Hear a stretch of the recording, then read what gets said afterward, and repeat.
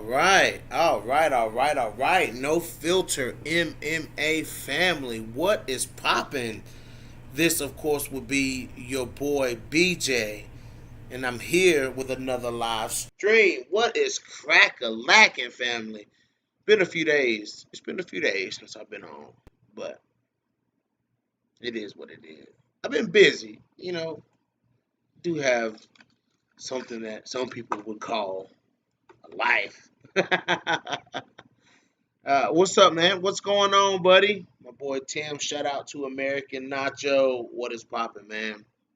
If you guys haven't checked out my collaboration with Tim, go check it out right here on my page. You'll see it. The video is titled "What is Happening in Our World."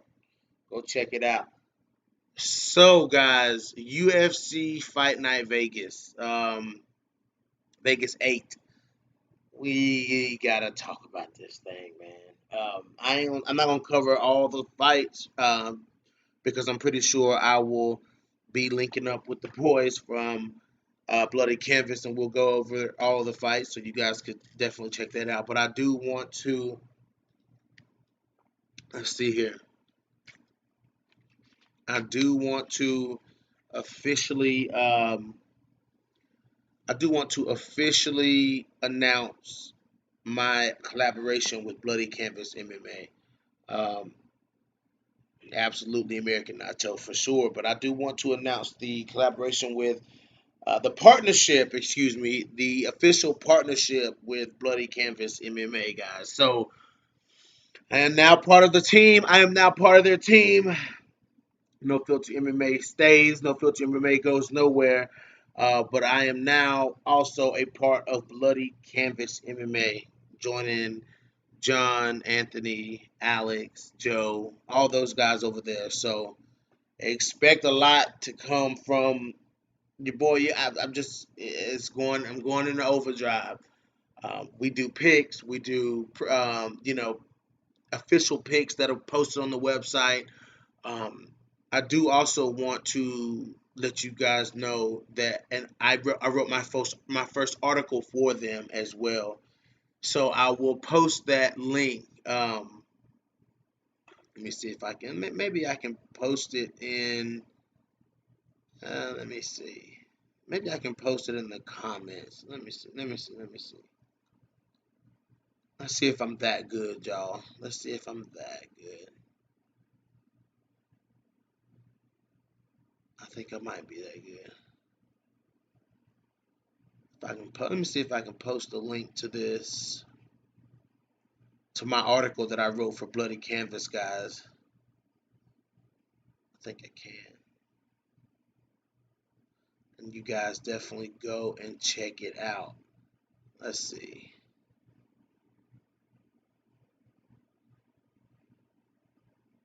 Give it a read.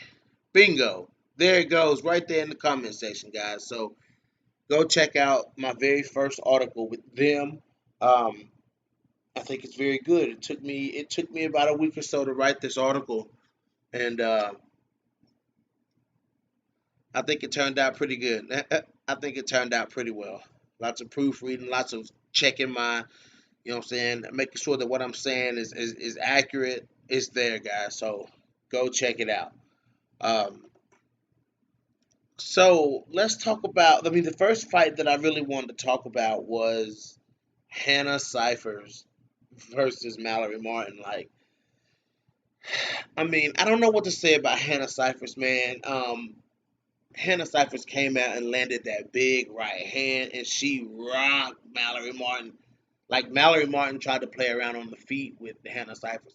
Listen, I can say this: if there was an atom weight division, Hannah Cyphers would straight up rule that motherfucker. Like, Hannah Cyphers would straight up rule that kind of power. That Listen, Mallory Martin could fight at flyweight. She could fight at flyweight. And for Hannah Cyphers to put her down like that, that's scary, man. Like, that's real scary. Hannah Cyphers got power, and she hurt Mallory Martin. She dropped Mallory Martin um, in that first round, man. And Hannah Cyphers dominated that. I mean, you could have. you could have argued that fight should have been stopped because Hannah Cyphers poured the pressure on Mallory Martin and she hurt Mallory Martin. Mallory Martin was hurt. Period. I mean, it just is what it is. Mallory Martin was hurt. You know what I'm saying? And so we come out in the second round and it's just Mallory Martin. Like she takes Hannah Cyphers down and she just dominates Hannah Cyphers on the ground. Hannah Cyphers don't really have much of a ground game. That's what I've noticed about Hannah Cyphers. She's just more of a striker. But Hannah Cyphers, she took Hannah Cyphers down and completely dominated Hannah Cyphers, and then she locked in the submission and then that was it. So Hannah Cyphers has had a rocky road in the UFC, but we know that the UFC is behind Hannah Cyphers. We know that. You know what I'm saying? But Hannah Cyphers, she takes these fights. She's trying to be an active fighter, but I think it might be working against Hannah Cyphers. Her trying to be so active, like she can't do what Angela Hill does. Like Angela Hill is actually putting on, like Angela Hill is winning fights in these short term turnarounds that she does. You know what I'm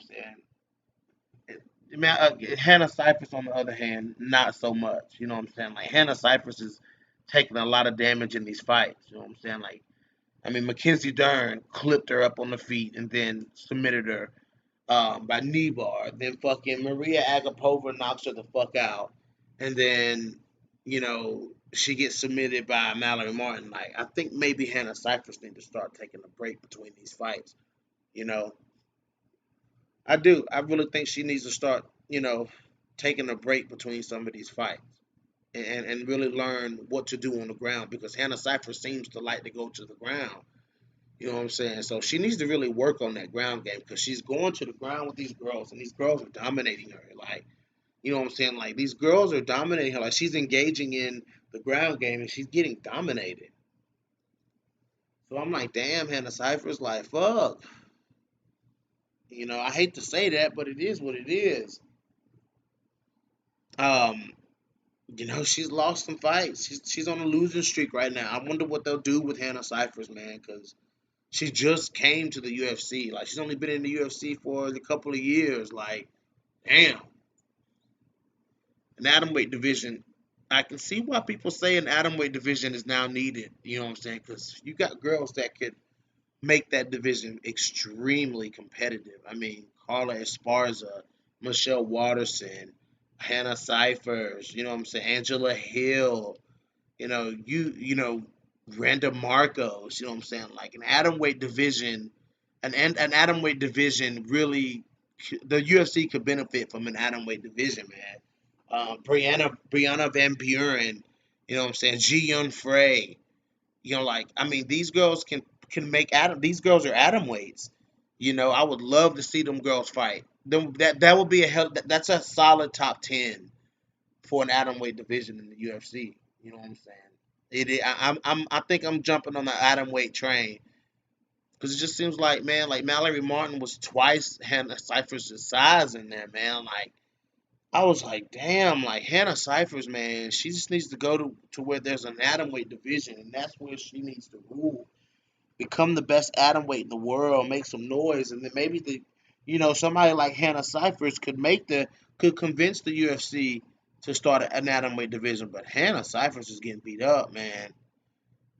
So it is what it is. The next fight I want to talk about was a fight that I got wrong, which was Sean Brady versus Christian Aguilera. I got that fight wrong. I had picked picked Christian Aguilera, but Sean Brady goes out there, makes his UFC debut, holds on to his undefeated record.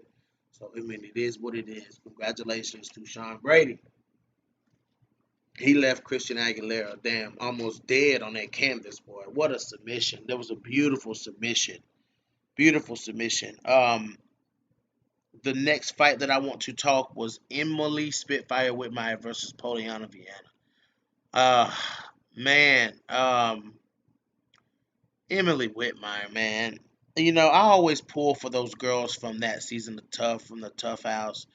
Um, I like to see those girls do well, man. And you know, Emily Whitmire, man, she just for her to be a jujitsu girl, man, like she always ends up getting submitted. Like she always gets submitted, dude, and she gets submitted savagely. You know what I'm saying? Like she's one thing about Emily Whitmire is she is susceptible to the armbar. She is susceptible to the armbar. She lost to Jillian Robertson via armbar, and now she's lost to Poliana Viana via armbar. I feel like Emily Whitmire, like when she came out in this fight, she looked good. She was throwing long strikes. I did recognize that about Emily Whitmire. She started incorporating those long strikes. She's got really long arms and a really good reach. You know what I'm saying? And she started throwing it, and she was throwing the jab. Emily Whitmire looked great out there, coming out strong, throwing that jab. And then when the fight went to the ground, it was just like Emily Whitmire. She just, I don't know, man. She just wasn't. She wasn't being. It's a difference, and you can see a difference in levels of jujitsu with these people. Like, look at how Emily Whitmire is on the ground when she goes to the ground, versus look at someone like Jillian Robertson when they go to the ground, or Randa Marcos, and Randa Marcos goes to the ground. Like, it's just like, these girls, the girls who really, what I'm saying, are really good in jujitsu. You can see it. And Emily Whitmire, one of her accolades is jujitsu, man, and it's just she gets submitted way too easily. I really like Spitfire Whitmire. I do, man. I really am a big fan of Emily Whitmire, but I don't know, man. I don't know, man. She just, mm-hmm. Poliana Viana just stayed patient. She let Emily throw those strikes. She kind of gauged Emily when Emily was throwing those strikes, and then when the right moment came, she took her down and she did what she wanted to do on the ground. I think Emily Whitmire needs to go back up before she ends up being cut from the UFC. I think Emily Whitmire needs to go back up to 125 pounds. I think she really needs to go back up to 100 because she struggled at 115 and stuff. So, I mean, Emily Whitmire, she's getting older, man. You know what I'm saying? She's like 28, 27, 28 years old and stuff. It's time for Whitmire to go back up to 125 and stop trying to cut that weight to 115 so she can be a better version of herself. You know, she can be the Emily Whitmire that we saw on The Ultimate Fighter. She looked better on The Ultimate Fighter than she has in the UFC, to me. So that's really what I'm hoping to see from Emily Whitmire. Um, so if she loses it to Poliana Viana, congratulations to Poliana Viana. It was a very slick armbar, and she's also landed some really big shots. She landed some huge shots on Emily Whitmire before she took her down as well too. So, um, good job in the stand up for Poliana Viana as well. It looked pretty good. Looked pretty good last night. Um, I'm going to move on to man, Robbie Lawler versus Neil Magny. I don't know what to say about this fight, man. I think it's time for Robbie Lawler to hang up the gloves, man. I think it's time that Robbie Lawler, um, he just doesn't have that. He doesn't have that kill switch. He doesn't have that kill switch, man. He doesn't have it anymore. And Neil Magny was able to go out there and do what he wanted to do to Robbie Lawler. I think the thing with Robbie Lawler, because he comes from the old days, he still fights like people from the old days, and people wonder, oh, what would this fighter do if they were still in the UFC? Well, we kind of see it with Robbie Lawler because he comes from that old age, and he's just waiting to land a big shot. That's all that Robbie Lawler does. He just waits to land a big shot, and then when it doesn't present itself, you get a stagnated Robbie Lawler. You don't get an active, you don't get a productive Robbie Lawler. You get a stagnant Robbie Lawler because he's just waiting to land a big shot. And these people are taking him down. They're dominating him. They're punching him. They're landing shots on him. You know what I'm saying? Like they're hurting Robbie Lawler. They're tiring him out. It's just like pull the trigger, Lawler. Like pull the fucking trigger. Let's see you explode. Let's see you knock somebody out. And he kind of went after it. He landed a couple of shots on Neil Magny last night, but he just didn't follow through with it, man. He didn't. When he hit, we saw when he hit Magny, it hurt him. When Robbie Lawler landed on Neil Magny, it actually hurt him. He hit him with a body shot and it knocked him all the way back to the cage. And I'm like, there you go, Robbie. Like when they first came out and were exchanging. Salute, Marcus Bell. What's up, man? Like Robbie hit Neil Magny with a body shot, man, and it hurt him. Then he also landed a nice right hand on Neil Magny, and Neil Magny he immediately backed up. He didn't want any parts of the punches coming from Robbie Lawler. If Robbie Lawler would have threw those punches, like if he would have just committed to trying to knock out Neil Magny, he could have done it. Because when he hit Neil Magny, Neil just was like Neil didn't want no parts of that. Like that's why he kept taking him down, dominating him on the ground, tiring him out.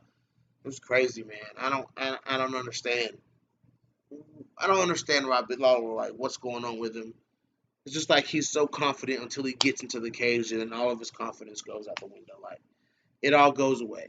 So um, I don't know. I don't know what to say about Robbie Lawler. Um, if you go watch our picks video over at Bloody Canvas MMA, um, I definitely picked Neil Magny to win this fight. And it just is what it is. I mean, Neil Magny. I just knew Neil Magny would be smarter and better than Robbie Lawler last night. Robbie Lawler is just not who he used to be. You know, he's just not who he used to be. Hold on, guys.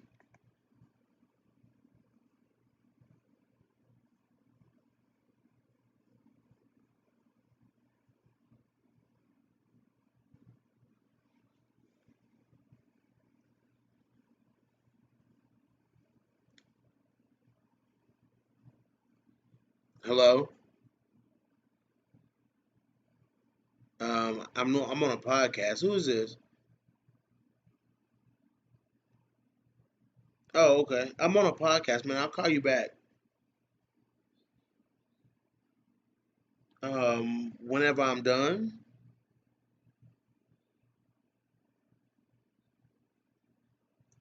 All right. Well, let me finish this and I'll call you back. All right. All right, y'all. I'm back. I'm back. Sorry about that.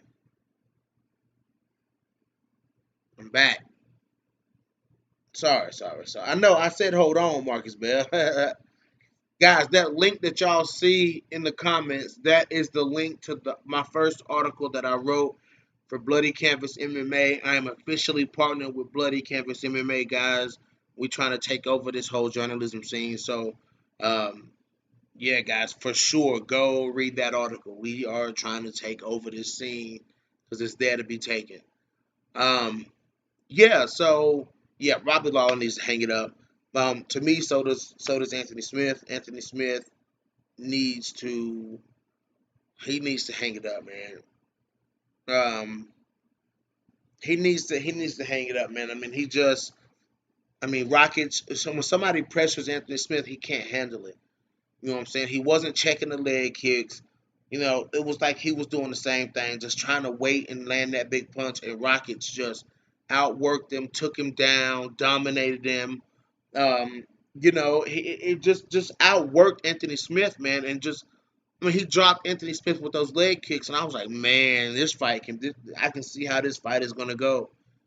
You know what I'm saying? I see how this fight is gonna go, and it was the story of that fight was the grappling and the leg kicks of Alexander Rockets, and Rockets showed that you know what I'm saying he can compete and he can break guys. He can break the best of them. And Anthony Smith, man, he just has way too much experience to be dominated on the ground like that, man. To be dominated and not to check leg kicks and shit, man. Anthony Smith got way too many fights on his record. You know what I'm saying? You would just think he was there.